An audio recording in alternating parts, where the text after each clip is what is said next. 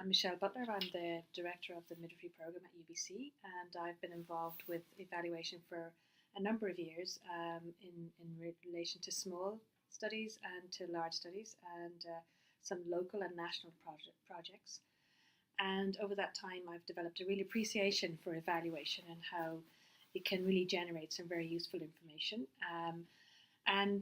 I think evaluation has the potential to provide the evidence required for effective decision making at all levels of the health system and across all areas of healthcare provision. So the objectives of this module are to provide an overview of the program evaluations, to understand why and when program evaluations are used, to describe an evaluation model and how it can be applied to an intervention. And for this, I'll draw on some of my own work. To understand how evaluation might be used in a clinical setting, and to reflect on ways that evaluation might be relevant to your own proposal. So program evaluations involve the use of a range of appropriate research methods to generate evidence about specific aspects of performance of a healthcare program with reference to the purpose and goals of the program, the use of resources allocated for those purposes, and the outcomes of the program for the primary intended users. However, rather than hold an objective or value-free view, which we often work towards in research, we really want to try to think about the value of the program. And so we recognise the importance of including the interests and values of stakeholders in our analysis of our findings. Michael Quinn-Patton is probably one of the preeminent writers on evaluation, and he's been involved for a number of years looking at program evaluation and how we make the most of evaluation findings and how we can try to focus on the utility of that evaluation for users. He describes program evaluation as the systematic collection of information about the activities, characteristics, and results of programs to make judgments about the program, improve or further develop program effectiveness, and inform decisions about future programming and or increase understanding. And I think from this we need to think about evaluation not just in terms of accountability, which is often what we focus on, but also in terms of providing decision-making evidence or material or information that can help us make decisions about what we do and how we do it, and how we want to move forward in the future. So why evaluate? So evaluate is often driven through the funding process. So when policymakers or funders provide resources for a particular project or a program, very often they want us to include an evaluation of that. And ideally, we begin to design that evaluation or to agree what outcomes we will evaluate at the beginning stage of the project. So it's really built into the project itself. And so in terms of accountability, funders are very keen to know that, and we also need to be able to demonstrate that the project has been implemented effectively, that we've implemented it on time, that it has come in within budget, and that it's fit for purpose.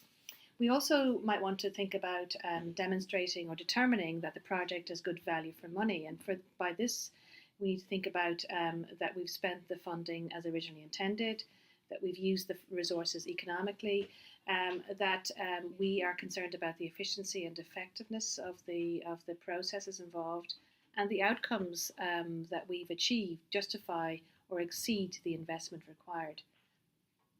We might also want to demonstrate that the project or the program is fit for purpose, that it meets the needs of the target population, that it has improved the outcomes that we've targeted, and that it is responsible to the needs of users.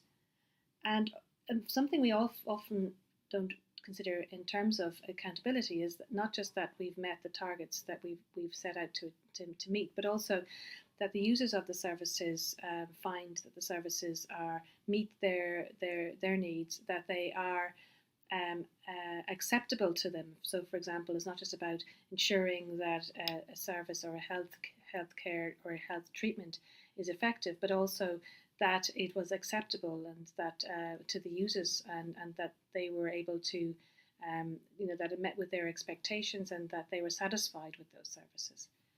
And other things that funders might be concerned about in terms of accountability might be to do with things like equity.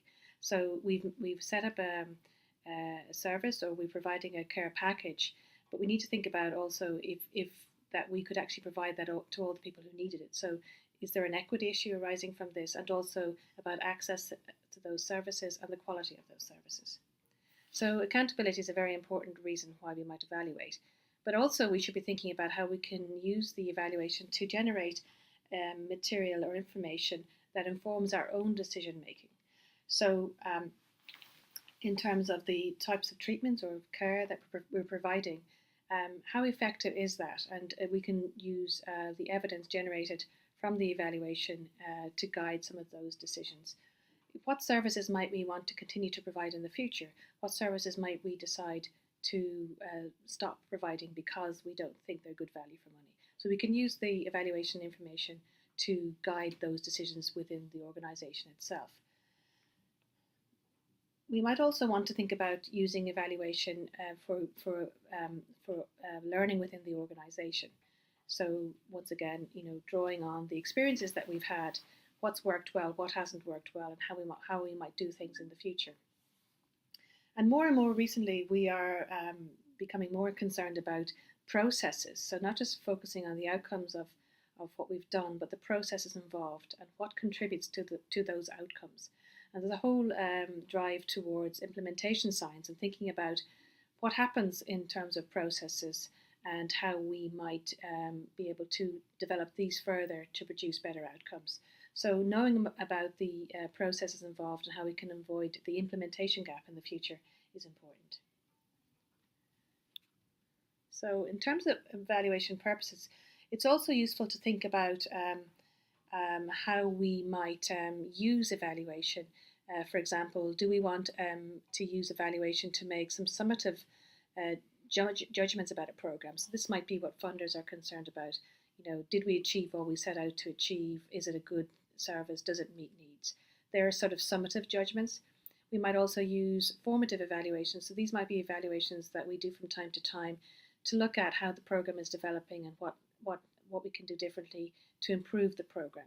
And then we can also have ongoing development type evaluations where we're monitoring various aspects or maybe various phases of a program and using that to decide what we do next and how we continue to develop the service. And also we might want to think about evaluation across the program life cycle. So we might do some evaluation early on. This is often referred to as prospective or ex-ante evaluation, where we want to identify the needs of the users of the program, or we might want to generate information to help us design the program. Midway through then we use this formative or this process evaluation to see how what we're doing is working and to inform decision making, maybe to detect issues that need to be addressed very early on and take corrective action so that we keep things on track.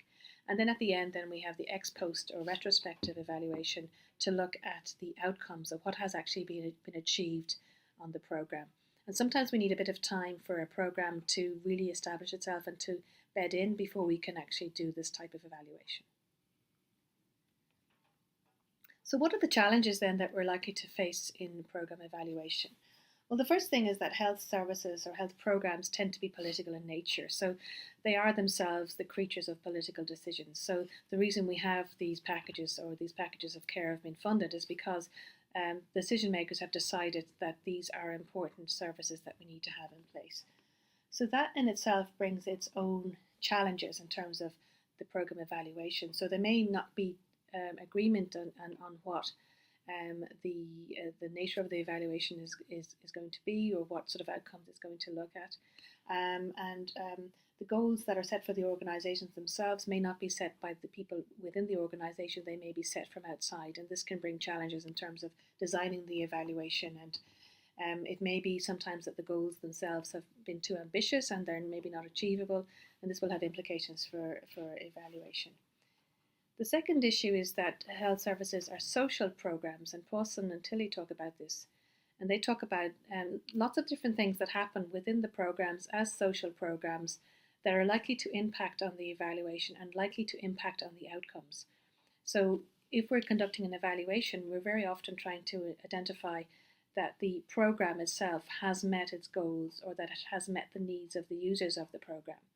But so many other things impact on those outcomes. So how can we be sure that what we're saying in the evaluation is that the program is effective and that the outcomes are not, maybe influenced by other things that happen other than the program? So the types of things we might want to think about is that social programs or health services are embedded within a wider range of social processes, structures, and relations that impact on the outcomes. That the underlying social mechanisms involved may also influence the outcomes. That underlying pre-existing social contexts are involved in the success or failure of a program, and that social systems are unpredictable. Program success relates to the ability to break chains of resources and reasoning that led to the program.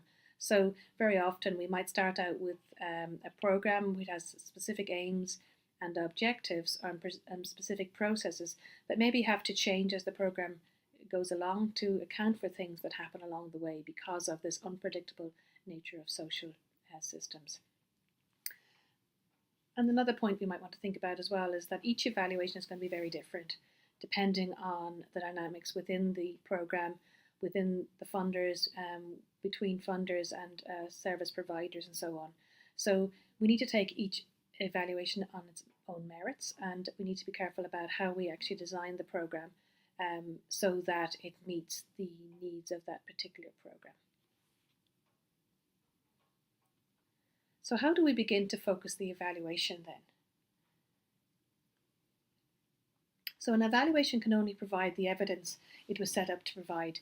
And typically we need to begin by clarifying exactly what we want to achieve in the evaluation. So this might mean that who conducts the evaluation is the first question. Is it going to be somebody from within the program? Is it going to be somebody independent of the program? Is it going to be commissioned? And those decisions have to be made at the outset. And it might be that the imperative for the evaluation is coming from the funders, and they may be the ones driving these sort of questions, or it may be that there's some discussion between the funders, other policymakers, and service providers. Ideally, users would also be involved in deciding and helping to focus the evaluation. So we begin with what are the aims of the evaluation and clarifying those. Then we need to think about what are the issues to be examined in relation to those aims. And from that, then we start to think about, okay, if these are the goals and these are the issues to be examined, what are relevant outcomes to reflect that? And from that, then once we've decided on the outcomes, what are the sources of data that will give us information or evidence about those outcomes? And then once we've done this, we can start to design an evaluation that will try to bring all of that together. And of course, evaluation comes with its own constraints. So it might be that, for example, that you only have a certain amount of funding to conduct this evaluation. It might be that there's no funding for the evaluation, or it might be that you only have 6 months to conduct this evaluation. So there are going to be lots of different constraints that we have to work within. If you've got a short time to conduct the evaluation, it might mean that you can't do it as wide as you'd like to. It might mean that you can't include all of the stakeholders that you'd like to, or it might mean that some of the evidence just isn't there within that short time frame. Similarly, if you don't have so much funding, it's going to constrain how you can conduct the evaluation. And an important thing to think about as well is the expertise within the team, the evaluation team, if that might constrain how you can actually focus this evaluation. In terms of focusing the evaluation, there are two models that I have found very useful. The first is the program logic model. And this is based on the assumption that each program is underpinned by theory about the antecedents, so the issues and resources, and transactions. So, for example, activities, care packages, treatments, and so on, that are required to achieve the outcomes for the program. By drawing on these and by identifying these, we can then begin to look at outcomes that would reflect both the inputs and the antecedents and the activities. And so that if we really want to find that a program is effective, we should be thinking about this. Theoretically, what are the goals of the program? And based on that, the inputs and the activities around those goals, how do they help to achieve the outcomes that we would anticipate? And outcomes are usually described in terms of intermediate, or short term, often referred to as outputs, and medium term or longer term outcomes. So also making some distinction between those different types of outcomes can be useful. We also need to think about the contextual factors. So programs do not take place in a vacuum. There are lots of other things that can impact on the outcomes. So these might be things like, for example, the program was set up at a certain time within a certain funding model, and with certain assumptions that may have changed over time. And we need to think about that. Or it might be that other things have happened in the intervening time since the program was established that are likely to impact on the outcomes. So we need to think about the contextual factors as well, and the program logic model takes those into consideration. So I just want to show you an example of a program logic model that we identified a few years ago when we were looking at midwifery-led care. And so what we were trying to do here was we were looking at we were evaluating a midwifery-led clinic, antenatal clinic, in comparison to the traditional antenatal clinic, and we wanted to identify appropriate outcomes to be able to evaluate the midwifery-led clinic.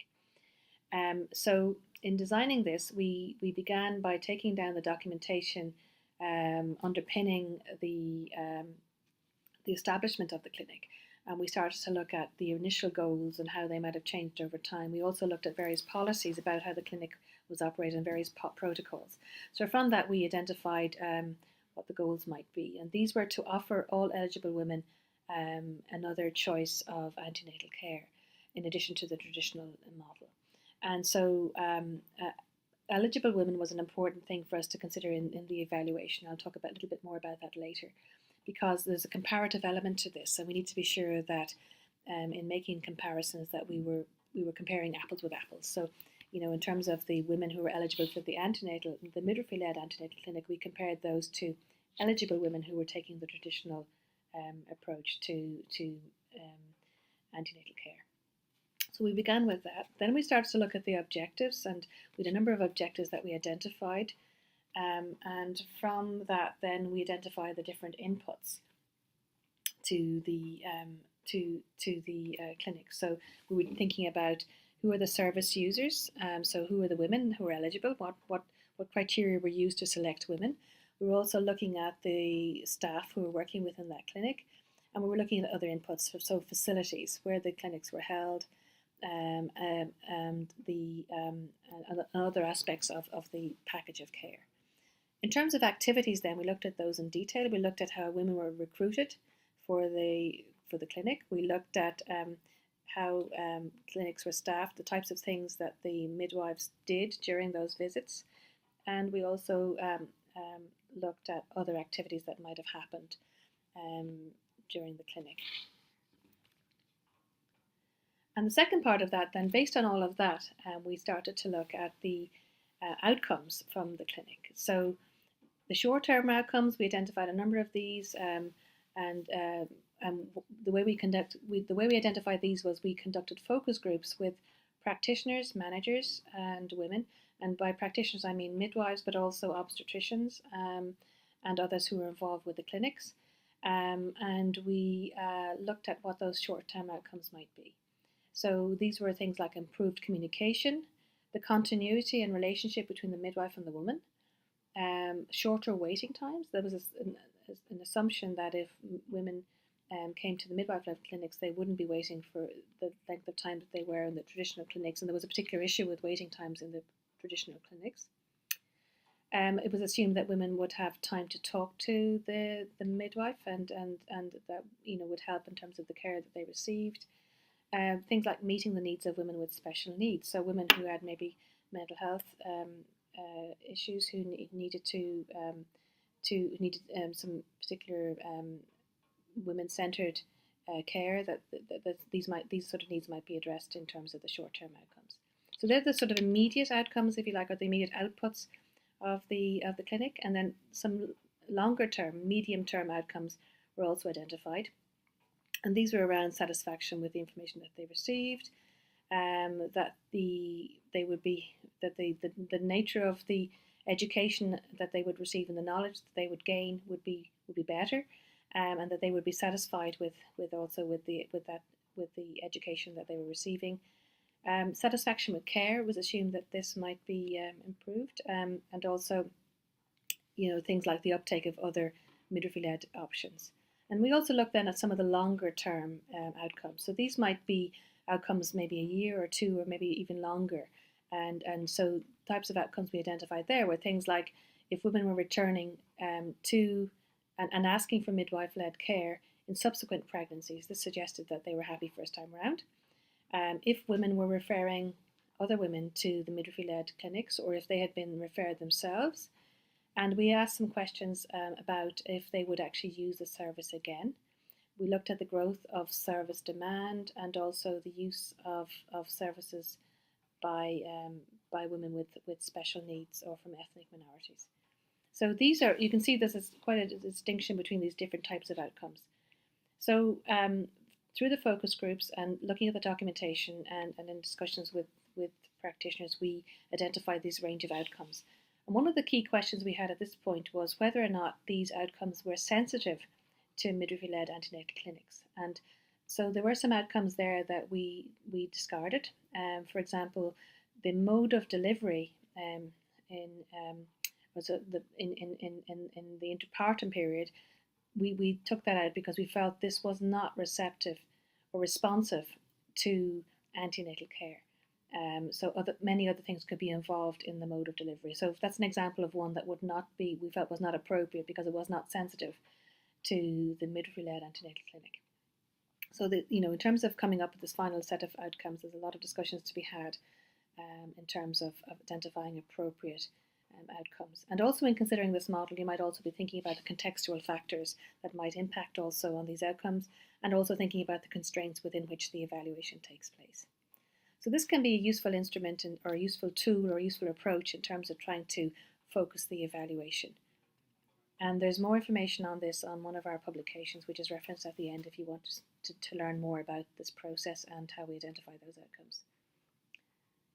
So another useful instrument that you can use in terms of trying to ensure that you have a comprehensive set of outcomes is the balanced scorecard. And this model comes from industry. It's from Kaplan and Norton in 1992. And they were concerned that very often evaluations focus primarily on financial outcomes with little regard to other types of outcomes. And so they developed the balanced scorecard as a way to come up with a balanced set of outcomes that will look at all appropriate aspects of a program that can be incorporated in the evaluation. So they have customer outcomes. So we might want to be thinking there, for example, about satisfaction with care. We might want to be thinking about the acceptability of the care. It might be effective, it might achieve good clinical outcomes, but are the users of that service happy with it? Does it meet with their expectations? Are they able to access it? Is it equitable in terms of different populations? So these are sort of the customer-focused outcomes we might want to be thinking about. The effective process outcomes we probably will be very familiar with. These are the sort of things we often focus on in terms of clinical outcomes. So thinking about, did we actually achieve what we set out to achieve? So it might be that, for example, in terms of antenatal care, we might want to be thinking about, did we meet the needs of women during the antenatal period? Did we meet the needs in terms of identifying issues and being able to refer appropriately? Did we meet the needs in terms of being able to provide adequate education, and were women happy with the education that they received? Did we prepare women effectively for the experience of labour and birth? And did we prepare them for parenthood? So we might want to be thinking about all of these things in terms of the effectiveness and the processes involved in the delivery of that care. The financial outcomes then would relate to things like costs, cost effectiveness, efficiencies, all of those sort of things. And they're always an important consideration in a program evaluation. And then the final aspect is organisational growth and learning. So we might want to be thinking about things that might reflect these and that might contribute to organisational growth and learning. So that's the balanced scorecard, and it just is helping us to identify that we have an appropriate mix of different types of outcomes. So when I show you this next slide, which is the evaluation matrix that we had developed for the midwifery-led antenatal clinic evaluation. So you can see that this only is truncated when it comes to the longer term outcomes just because it wouldn't all fit on the slide. So you can see that we've got short-term outcomes and we've got intermediate outcomes. And you can see that we've got a lot of different types of things jumbled up there, some of which would be financial, some would be customer focused, some would be around organizational learning, and some around the processes and the clinical effectiveness of the program. And you can also see then that from this we identified a number of different sources of data. So we're identifying that this is our set of outcomes, but where can we find the evidence in our evaluation? So we looked at things like existing data. So we already had some data that had been produced. We found some evaluations that had been conducted in the past that weren't as comprehensive as we were planning to do, but there was some useful information there. We found some previous reports and so on that we incorporated as well. But then we started to generate our own data. So we looked at what data could we take from women's records. So we did a chart. We included some outcomes from a chart audit. We then looked at generating information through a survey. So we had a survey of a sample of women who used the service. We had some interviews then and focus groups. So lots of different types of data, developing evidence around each of these outcomes. And then you can see in the far right hand side we've got informants. So we identified different people different stakeholders that we would want to include in the evaluation to generate the evidence around the program and its effectiveness and the other outcomes. So we had women, midwives, obstetricians, and managers involved. So this is drawing on the program logic model and drawing on the balanced scorecard. We use this matrix to link the different outcomes to the different sources of data and the different stakeholders that we would want to include in our evaluation. And based on all of this, for the evaluation that I'm referring to, we had a mixed method study, where we included documentary analysis, chart audit, survey, interviews, and focus groups with a range of stakeholders to generate the evidence for this evaluation. So what sort of things might you want to consider in terms of the evaluation design? So we have looked at this a little bit already. So as I said before, we do need to think about the outcomes that we're selecting. We've talked about them being comprehensive in terms of across different dimensions. And we've talked about them linking in also with the goals and the objectives of the program. But we need to be very clear that they are sensitive to the intervention.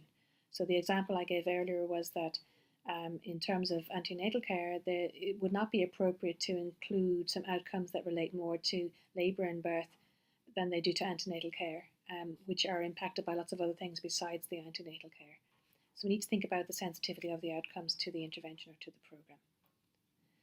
We've mentioned already the evaluation constraints. These are very important in terms, we never have as much funding or as much time or as much expertise as we would like for any piece of research, including evaluation. And we need to think about what's manageable, what's achievable within the time and the constraints that we have. And this might limit the number of outcomes we look at. It might limit the number of stakeholders we include. It might limit the number of ways in which we look at particular outcomes. But we need to find something that will work. Timing the evaluation is an important consideration. So if we do the evaluation too close to the implementation, where there hasn't been time for the evaluation to bed in properly and for it to reach full speed, well, then we won't get a true picture of how effective the program is. And sometimes we might do an evaluation in different stages depending on what we want to focus on. But once again, we may be constrained in what's possible. And how we engage relevant stakeholders. There's lots of different ways of doing this and lots of decisions to be made along the way. Surveys are very useful in terms of reaching widely dispersed stakeholders, and with modern technology we can do that very easily using an online survey method. There are issues though in terms of everyone being able to access those. For example, if you don't have internet access or you don't have access to the types of software and so on, there may be some difficulties there. But there are lots of decisions to be made along the way about how we engage people. Sometimes face-to-face works very well. We may not have the time to do that because that's very time-consuming. So there's lots of things to think about in terms of how we engage the relevant stakeholders. But as Patton suggests, if we really want people to use our evaluation and for the material to make an impact in terms of how we make decisions and how we move things forward, we need to ensure that all the relevant stakeholders are involved. And I would say even more than that, when it comes to designing the evaluation, they need to be involved in designing the evaluation and selecting the appropriate outcomes. So in terms of evaluation methods, there's lots of ways we can go about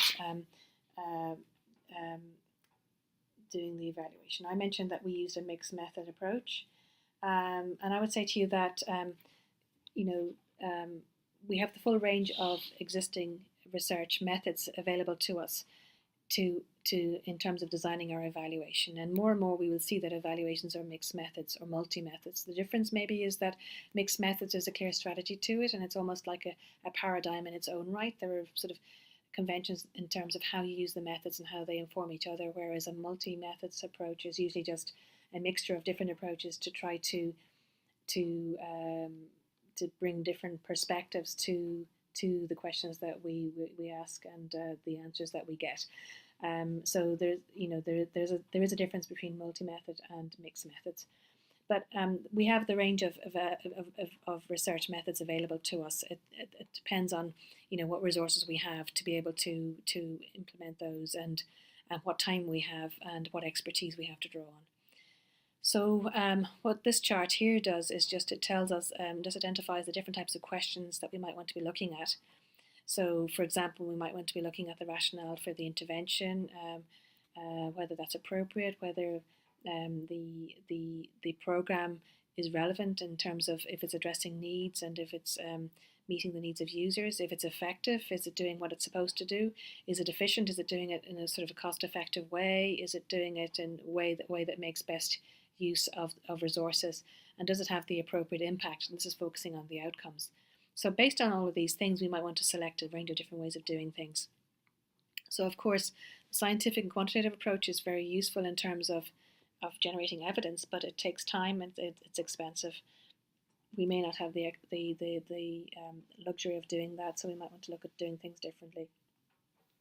Surveys can be very, very useful, and as I said, now with online survey methods, it's actually we can do it much more quickly. We can get a response much more quickly.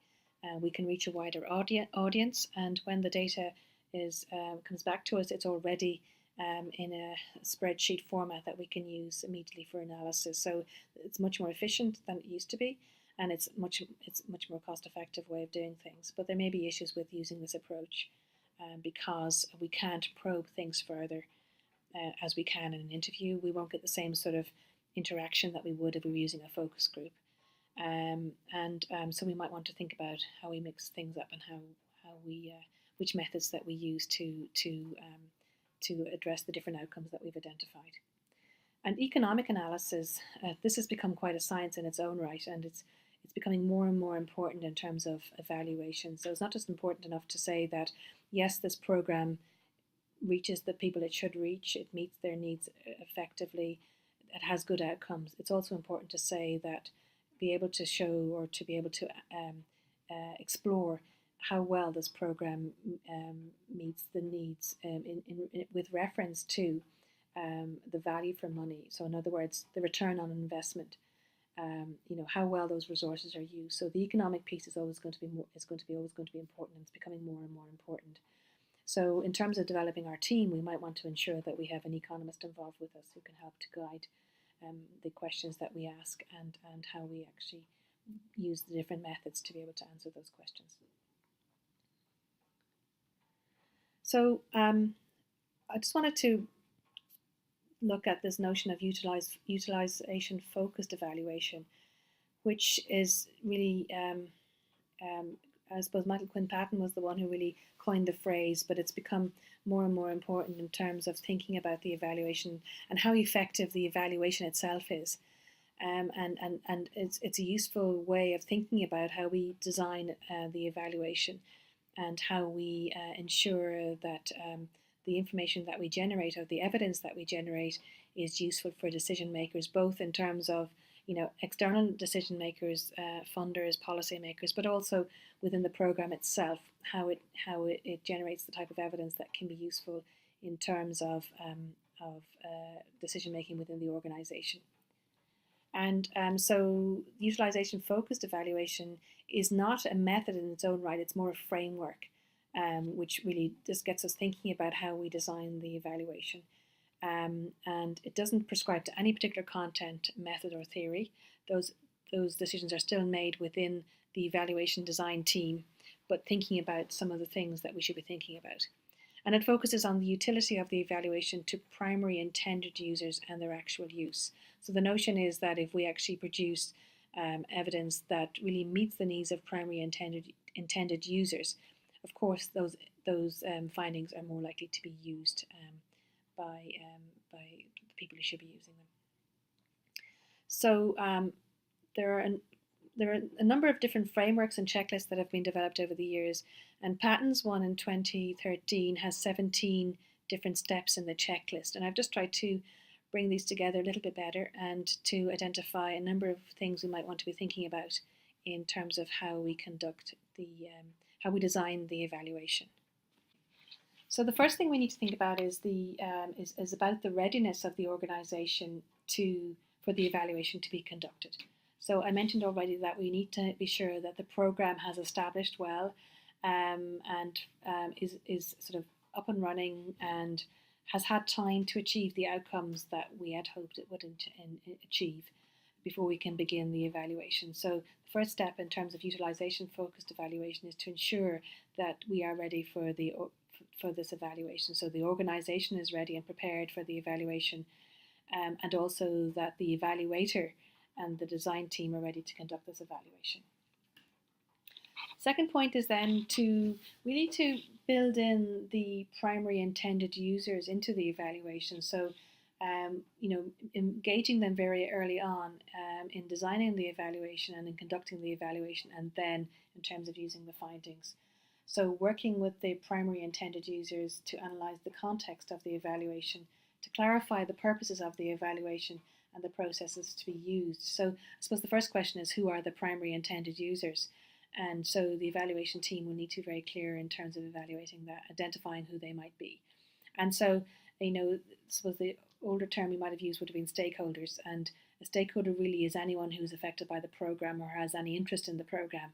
So that can be very wide, and they are quite different to they are the same but different than the primary intended users, because the stakeholders could be very, very wide, but who are the ones who are going to be using this information? Who are the ones who are going to be making decisions based on this? And how does the evaluation then meet their needs? So it's an important consideration at the outset, who are the primary intended users, and then once we identify them, building them into designing the evaluation and the implementation of the evaluation. Next stage then is focusing the evaluation. So I've mentioned this a little bit already. Clarifying what the evaluation questions are that are most important. You may not be able to answer all of the evaluation questions, so you may need to prioritise those. Checking then that the ones that have been selected are adequate. Agreeing which interventions will be included, and identifying appropriate methods for the evaluation. And as I said earlier, that the program logic model and the balanced scorecard can be useful in terms of helping us to identify those. Then once we've done that, then once the evaluation is up and running, then looking at the data that we're going to collect with ongoing attention to the needs of primary intended users, and involving them in this stage. So in terms of how we make sense of that data and how we present this data, we need to be careful that we are including primary intended users in this, and then reporting and disseminating the findings so that they are used. Supporting primary intended users to use the data, and conducting meta-evaluation as appropriate. And by meta-evaluation, Patton refers to an evaluation of the evaluation's utility and actual use, and he suggests that this should be carried out by somebody other than the evaluator. So the meta-evaluation is almost an evaluation of the evaluation to ensure that the process was effective. And so in terms of including the primary intended users, you might think that there might be a conflict in terms of doing that, that somehow the evaluation might end up being very different to what was intended. And so I suppose this is worth thinking about, but also, the evaluation really needs to produce that information and evidence that is appropriate for the primary intended users. And so there's going to be some degree of negotiation in terms of what those outcomes might be and how the evaluation would capture them. But it's really important that they are involved at all stages, and also then, very often what happens at the end of the evaluation is, before the evaluation report is finalised, that there's some agreement, there's some back checking with those primary intended users to ensure that that the interpretations of the findings are appropriate. And this is a very important piece of it all. And there shouldn't be any surprises during the process. And if you include the primary intended user at all stages, that's not going to happen.